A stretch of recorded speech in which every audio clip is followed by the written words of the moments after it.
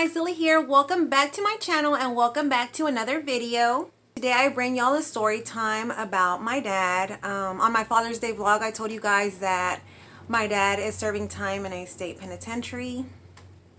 And so I'm going to do a story time and tell you guys my side of the story, what I feel, what I've been going through with my dad being locked up and serving time in a state penitentiary. I'll tell you guys the story and everything, but I thought about it long and hard to do this story time, guys, because this is a very serious matter. It's not nothing to laugh and joke around and play with. Of course, you guys see me smile because that's me naturally. I always smile. But yeah, guys, this is not a laughing matter or anything like that. So I did think long and hard because there's a lot of people involved, even though it was just, what happened with my dad. But a lot of people are involved, like me. I wasn't actually involved in what happened, but I'm a part of my dad. So yeah, I, count myself as a part of being involved in it, because of the pain, because of the hurt, the stress, and all of that, and all of the parties involved, with what happened. I do want to clarify this and make it very, very clear that this video is because I feel, sometimes, yeah, you're like, Lily, why do you want to do a video of you talking about your dad being locked up in a state penitentiary? Because sometimes, guys, talking about it helps, and I've had these feelings, bottled up inside of me for a long, long time. Yeah, a lot of people know what happened with my dad and why he's in there and all of that. But, I feel that, I want to talk about it. I want to let the world know how I feel, my side of the story, and that's that. It's my feelings, my side of the story. I know everybody has their version. I know that everybody has their own version of the story or what they heard or what they saw, and only the people that were there know exactly what happened and how it happened. But, I'm going based on what my dad told me. I'm going based on my feelings. And like I said, my feelings are valid. I can feel whatever I feel and I can talk about it because they're my feelings. And I don't care who gets hurt, about what I'm saying when it comes to my feelings or what I went through. So I hope that I don't offend anybody. That's not my intentions with this video. Anybody that was involved in this, incident or that had to do anything with it, like a family member, I do not mean to offend absolutely anybody. Okay, so I'm gonna start. It's very hard. I don't know where to begin, but I'm gonna talk about it and just, I hope you guys hear me out, and, I hope that you guys don't judge me or anybody involved. But I'm gonna give you guys a little history, okay? My dad, it was just my mom, my dad. It was a family of four: my mom, my dad, my older brother, and me. That's it. We lived a pretty good life. My dad did have a drinking problem. On the weekends, he would drink. Typical, a lot of Mexican guys. I'm not gonna, stereotype or whatever, but a lot of Mexican men do like to drink. That's in their nature. So my dad would drink weekends and stuff like that. And the reason I'm telling you this is because it does relate to the case. So, he did drink, but he was a good person. And I say was because I haven't seen him in a while, but my dad is a good person because he is still alive. He's just locked up. But my dad is a good person. The only thing was when he would drink, he would get, violent. That was the bad thing about him. When he would drink alcohol, he would get violent. But other than that, he was a great person. He was kind. He was always there to, lend a helping hand. He was a good person. The only bad thing was when he would drink, he would get violent. And that's it. My mom, she couldn't deal with that anymore. So, they ended up splitting up when I was really young. I was 9 years old. They split up. And, they each went their separate ways. my dad, I wouldn't say remarried, but he got with this lady. And again, I do not want to offend anybody, okay? I'm just saying my side of the story. He got with this lady that had 5 children, you know, from another man. And, you know, he raised them like his own and, you know, gave her everything that, you know, that a family needs, you know. And so that was that. Fast forward to February 21st, 2007. I remember that I was pregnant with my Johnny boy, my youngest son. I had my prenatal. I was, you know, close to my due date because my due date was March 1st, and February 21st I had a prenatal appointment. I went and, you know, I was there. I get a phone call from one of my cousins. And Mickey, I don't know if you watch my videos or not, but that call, oh my gosh. Thank you for calling me. My cousin Mickey called me, and he was the one that gave me the news, you know. He was the one that gave me the news. He's like, hey, prima, he goes, don't get alarmed or anything. He goes, but, you know, Theo got into this altercation and he got shot and he's in critical condition at Methodist Hospital. And my first instinct was like, what? You know, I felt like fainting right then and there, but my hubby, who's always with me, was with me at my doctor's appointment, at my prenatal appointment, and, you know, he calmed me down. My cousin Mickey was like, you know, he's there, I'm just letting you know. You know, he got into it with the security at Fiesta Mart, and they shot back and forth. He got shot, but like I said, he's there in critical condition at Methodist Hospital here in Dallas, Texas. So guys, the funny thing was that I was getting my prenatal care with the clinic from Methodist Hospital because I was going to deliver my baby at Methodist Hospital. So the clinic where I was just right across the street from the hospital. And as soon as I was done with my prenatal appointment, I took off to the hospital. And once I got there, I asked for my dad. You know, I asked for his name, first and last name. They asked me for a date of birth. I gave it to them, and they're like, we do not have anybody, you know, by that name here at this hospital. So I'm like, that has to be a mistake. I go, my cousin just called me. He told me that he's here. So he's my dad. I need to know some information. I want to know how he's doing. He's in critical condition. Let me know. And then they're like, well, he is here, but we're not allowed to give you any information on him. And guys, I felt so devastated. Like, I didn't know what to do. I was pregnant. I had just been told my dad was shot and he was in critical condition. And guys, y'all probably see tears, okay? Because I'm a big old crybaby. So I kind of know my way around Methodist Hospital, guys, because I delivered there before and I've just been there, you know, with my mom, grandma. So I kind of know my way a little bit around there. And so hubby and I went, you know, to the ICU, and of course it's restricted. You can't go in there. So there was this lady, the lady that does the cleaning around, you know, takes out the trash and everything. She opened the door with her little badge, and then we waited for the doors to open, and we walked right in behind her. And as soon as we walked in, I looked to the far right of me, and there was 2 officers standing, one on each side of the door, and I saw my dad in a hospital bed just laying there. So I wanted to walk straight over there because I was not even going to ask the front, you know, the people from the front desk. I was not even going to ask them the room because I already knew. I had seen where my dad was. As soon as I saw those cops there, I knew, you know. And I was going to walk that way. I was hysterical, guys. I was like hysterical. I didn't care. I was shaking. I was like this, and I'm like, I need to see my dad. I want to see my dad. How is he? They did not let me even get close to his room. The cops, the officers, they came over here to where I was, and they're like, ma'am, you cannot see him. I'm like, why? I need to know what's going on. He's my dad. And They're like, yeah, he can't have any visitors right now. I go, but let me know what's going on. And I was, guys, I'm not even gonna lie, I was gonna faint again.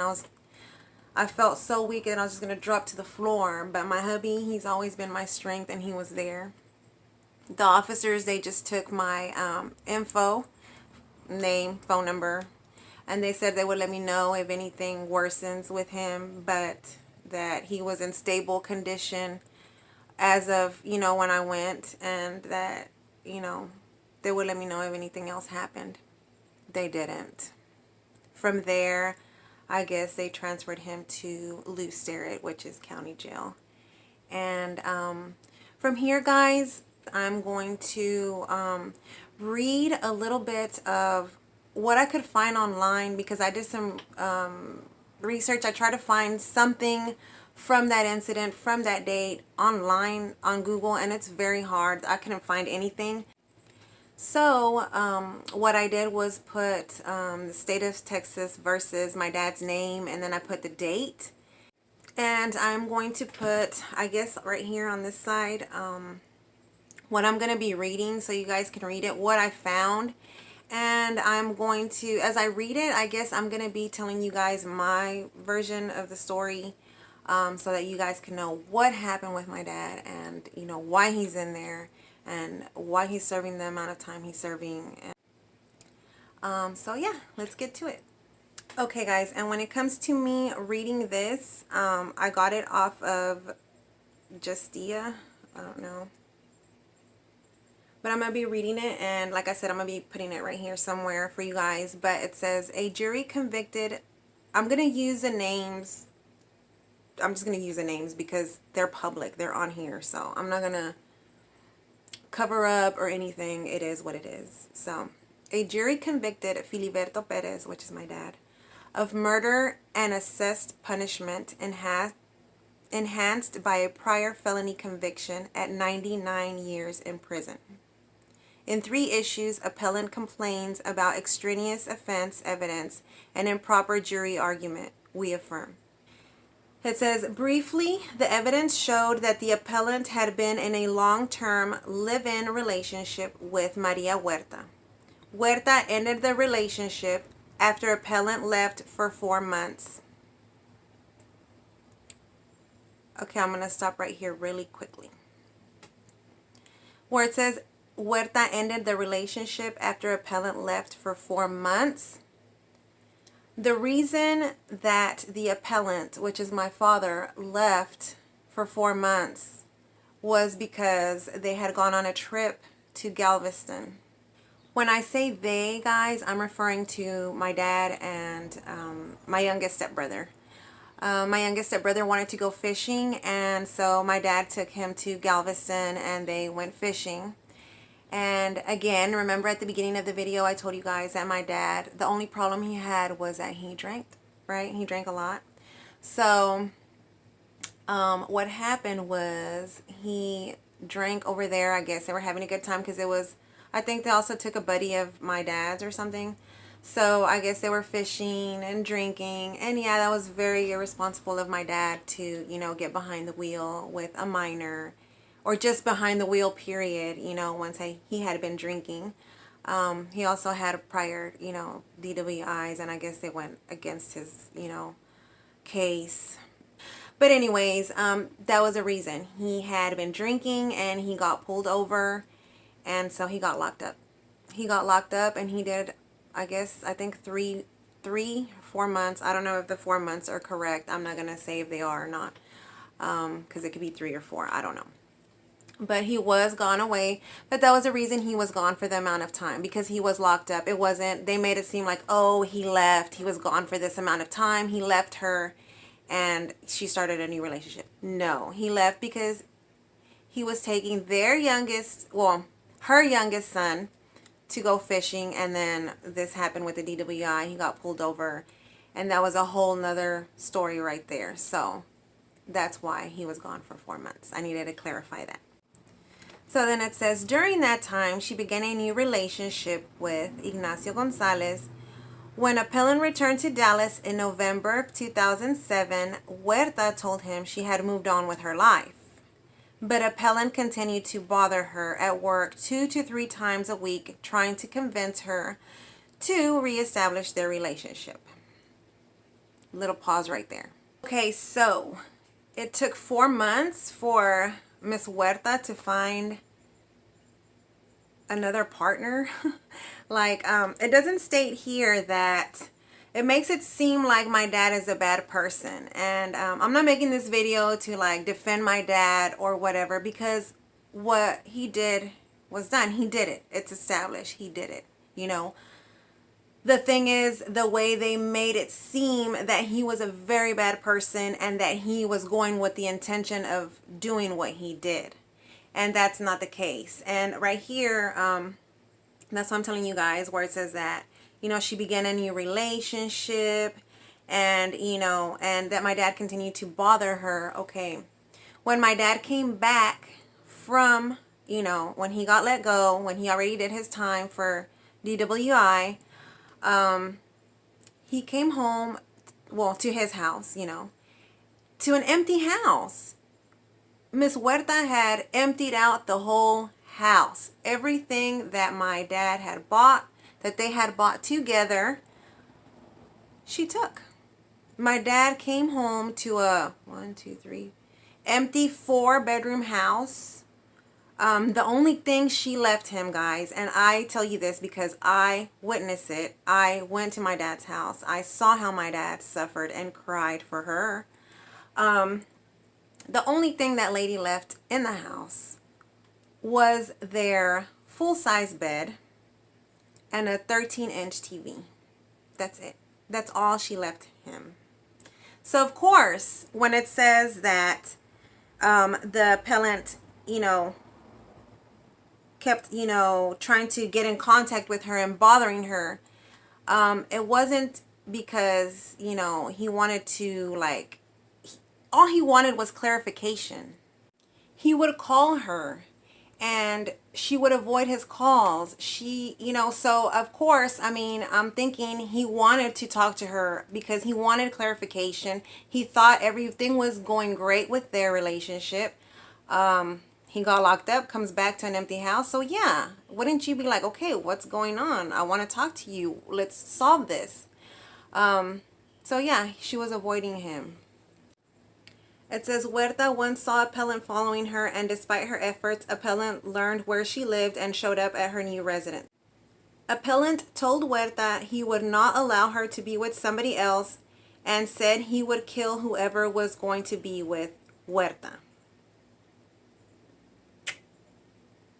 Now, these are just, I don't know, you know, they're people that are under oath and you hope that they're telling the truth, you know. I don't know. But it says, in February 2007, Gonzalez, which was the man that my dad shot and killed, picked up Huerta from her job at a grocery store. Appellant was hiding in the parking lot and walked up to Gonzalez's vehicle with a gun, demanded Huerta open the door, and then began shooting into the vehicle. Let's pause right there. Okay, so that night, my dad went to talk to her at her job because, again, she kept avoiding his calls and, you know, I don't think that that's true that he went to her house, but I can't say that because I wasn't there. You know, if my dad knew where Miss Huerta lived, don't you think he would have gone to her house and talked to her over there? If he wanted to talk to her so much. He did not have, how could I say this? He did not have a place to go see her. Otherwise, you know, why would he go to her place of employment? Like, if I don't know where somebody lives and I want to get in contact with them, I'll go to the place that I know where they're at, their job. So that's why I'm like, I don't think my dad knew where she lived. Saying I don't think my dad knew that where she lived. Otherwise, he would have gone to her house instead of going to her job. So how I made it seem here, where it says appellant was hiding in the parking lot. He walked up to his Gonzalez's vehicle with a gun, demanded Huerta open the door. They skipped like a whole bunch right there. Okay, what happened was this. My dad parked. This is what my dad told me. He parked far Because in the, when I went to court and they show pictures and all that, that's like the ugliest thing, guys. It's like if, I don't know, I was like in a TV show, like, but in real life. I don't know. Yeah, my dad told me that he had gone because he wanted to talk to her. So he did park far away. In the pictures where they did the court and, they try to set up their, what do you call it? Their case. They took pictures of my dad's vehicle like far, like if he had hidden and he was going with the intention of actually, murdering somebody. But that wasn't the case. My dad talked to me. He told me, look, I went, I parked far because I knew that she was going to get off work soon.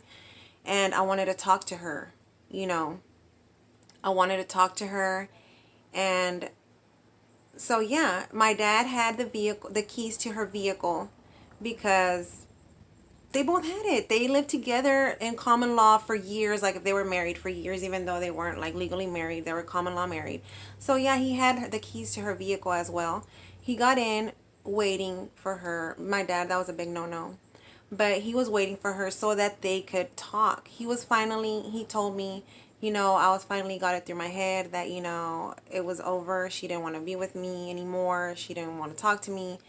But I wanted clarification. I was going to give her keys back to the vehicle and, they were going to talk. That's when my dad went, so they could talk. And so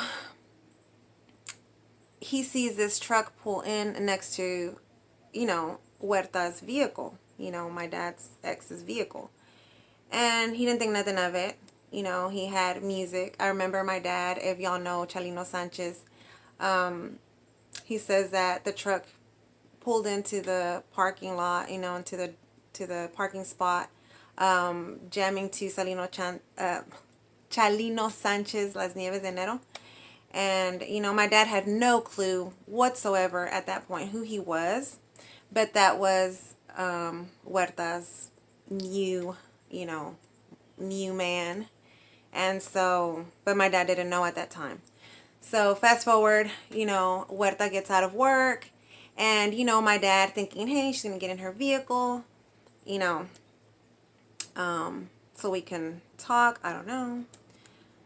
It wasn't the case. Miss Huerta goes, okay, the thing is, Miss Huerta's vehicle was hidden in the parking lot. And then the man that pulled in, he went in reverse. So my dad was expecting Miss Huerta to come in her truck. She didn't. She went around and she went into the passenger side of the man's vehicle. And so that's when my dad knew, hey, this is her new man. And my dad did have a gun with him. He did have it. Why? I don't know. But he had a gun with him. And he said that his intentions were just to talk to Miss Huerta, not to do anything. And I honestly, truly believe my dad, because he loved that woman so much, guys. So much. He did so much for that woman. And I feel that he wouldn't harm her, or that he didn't go with the intentions of shooting or killing anybody that night, because he didn't even know that guy was going to pull up. And he was just going to go talk to her. And like I said, I don't think he would have shot her because he loved her so much. Now, this changes the situation a little bit whenever he sees her getting into, the truck, the vehicle with another man. But he said that he still wanted to talk to her. So he said, roll down the window. And she's like, no, I don't want to talk to you. He's like, roll down the window. We need to talk. He said that he told her that. And she didn't. She didn't. So he said that he was really close range, right there, standing right there, by the window, the passenger side. He said that he saw the man reach forward and pull, like if he was going to grab something from under his seat. That is when my dad pulled out his gun and shot. I think he shot twice. And so, yeah, that's what happened. Like it right here, how it says that he walked up to the vehicle, to Gonzalez's vehicle with a gun, and he did tell her, lower down the window. I want to talk to you. But she didn't, Whew. So Yeah, that's my dad began shooting when he saw the man lean over and try to like reach for something. My dad didn't just shoot just because, my dad thought, hey, he probably has a gun, he's gonna shoot me, I'm gonna shoot him first. That's how it happened. Okay, and then it says Gonzalez was hit multiple times and died of his wounds. As appellant fled the scene, he exchanged gunfire with the store's security guard. Both the guard and appellant were struck by bullets. Appellant, however, was able to escape and, about 15 minutes later, was located by police. The gun used in the shooting was found about 6 feet away from the appellant. I remember my dad telling me that he threw the gun, he just threw it, and he hid under like this little overpass, and yeah, the cops found him, found the gun, found his work shirt, I think, or something like that. Because I think my dad's work shirt had his name on it. My dad also told me that while he was running, guys, people see everything. There's people, even if you think there's nobody watching, there's always somebody watching. He said that when he ran and hid, that he was going to hide under that overpass, some guys in a car, they stopped and they told him, get in, and he's like, no, y'all need to leave, leave. Y'all don't want to get in any problems, leave. So they took off, but he said it was too young, like thug guys or whatever, and they told him to hop in the car and they would take off with him. But thank God that my dad told him, no, y'all don't need to get into any problems. And my dad just, he hid. I'm pretty sure my dad was expecting to be found, I knew he knew that he was going to get found. Okay, and these other things that I'm going to read, I really don't get a lot of what I'm reading, like what is this, but I'm going to keep reading. It says, in his first issue, appellant contends the trial court erred by allowing the state to present evidence relating to 2 incidents involving appellant's display of a gun.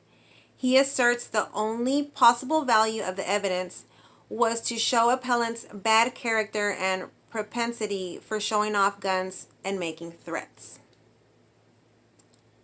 It says, we review a trial court's ruling on admission of evidence for an abuse of discretion. And then Salcedo versus State, whatever. It says, under an abuse of discretion standard, an appellate court should not disturb the trial court's decision if the ruling was within the zone of reasonable disagreement. And then it says right there, Page versus State, blah, blah, blah.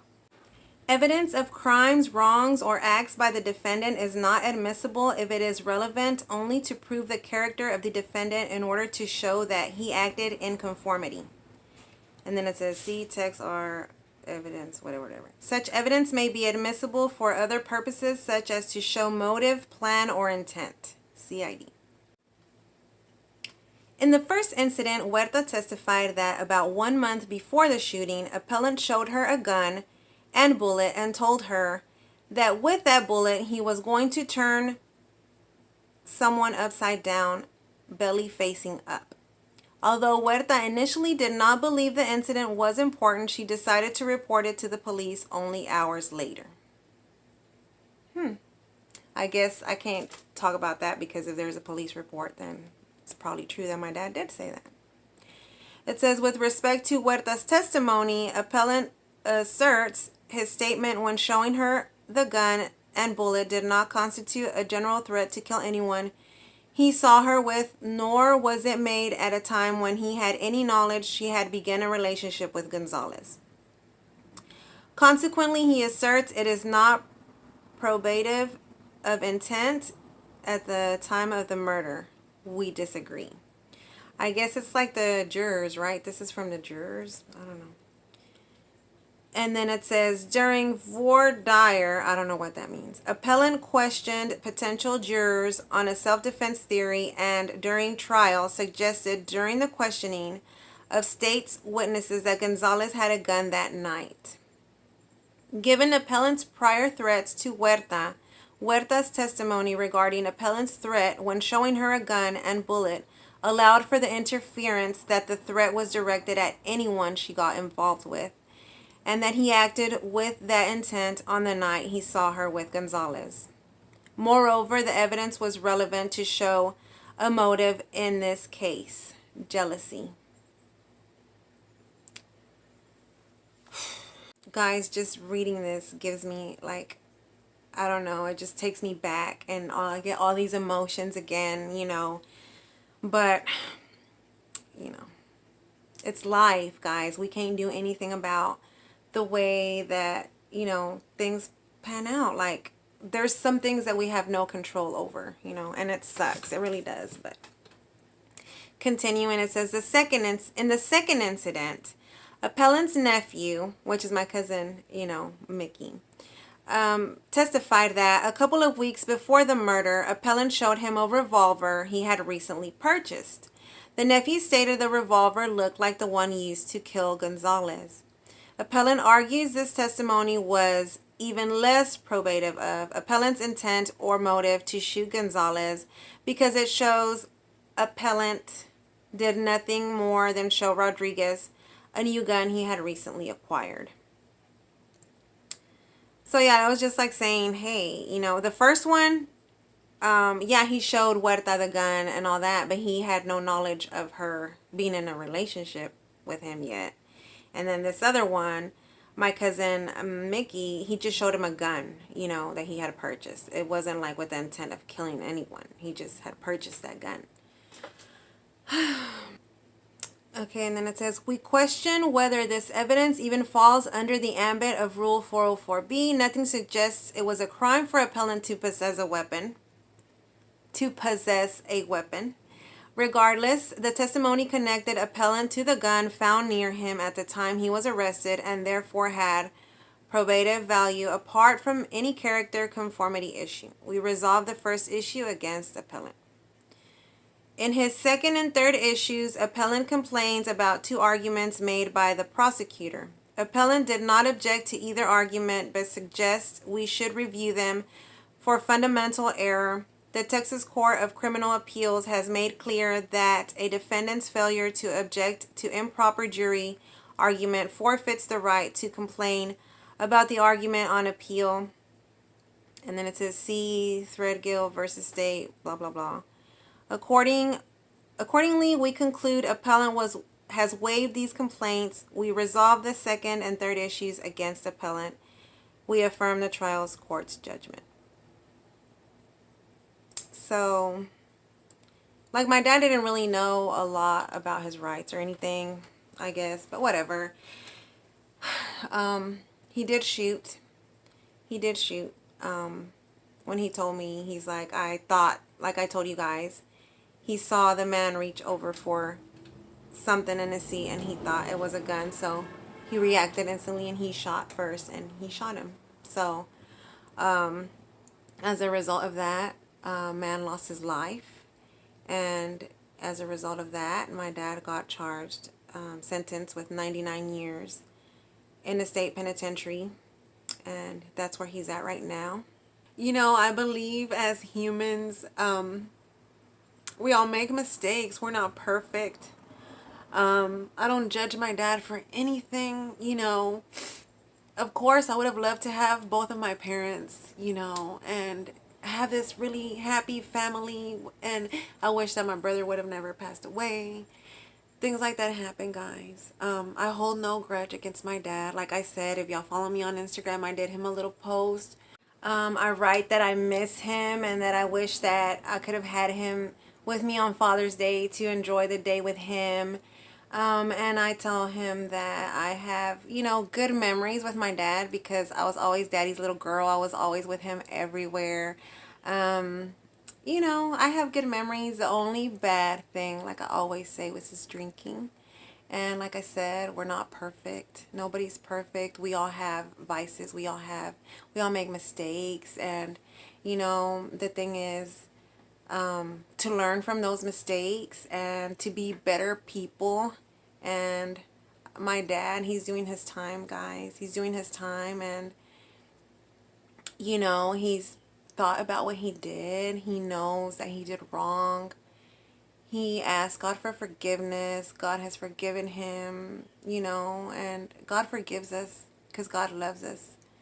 And you know, he's changed. You know, when people go to jail, they change. And he's changed a lot. He has a lot of, you know, dreams and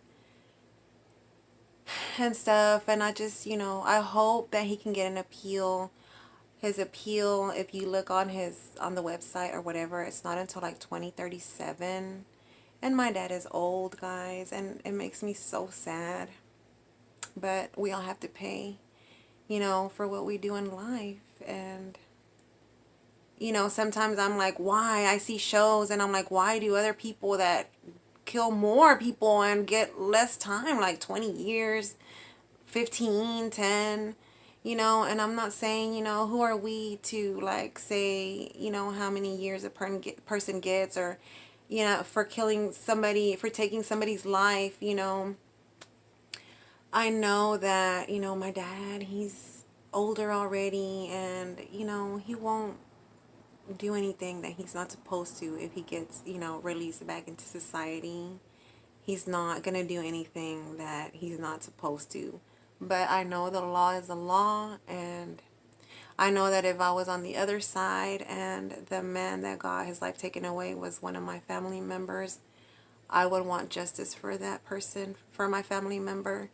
And I get it. So guys, I think I've done like so much talking, but the thing is, my dad committed murder, and so he's doing 99 years in a state penitentiary, and I'm hoping that he can get an appeal soon, and so that they can lower his sentence, because 99 years is the rest of his life in there. And so yeah, guys, that was the story time on my dad. So guys, really quickly before I end the video, I wanted to show you guys, I do keep in touch with my dad. I haven't seen him in a long time though. 2016 was the last time I saw him. But look at this little cute card he sent me. It's just, it doesn't look like pretty like this, but when you open it, it just looks so pretty. It has Tweety inside, and it has a heart. I love hearts. And then he also sent me this one. This one does look cute. I'm not a big Hello Kitty fan, but they're cute. It says, I love you. They're like 3D little cards.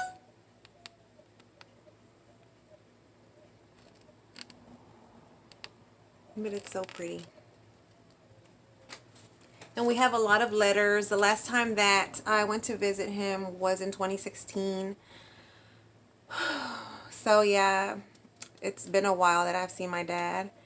I think I shall go visit him this year. It's very hard, guys. And then with the pandemic and COVID and all of that. So yeah, I haven't seen him, and we've just been writing letters back and forth, and I hope that I will see him soon.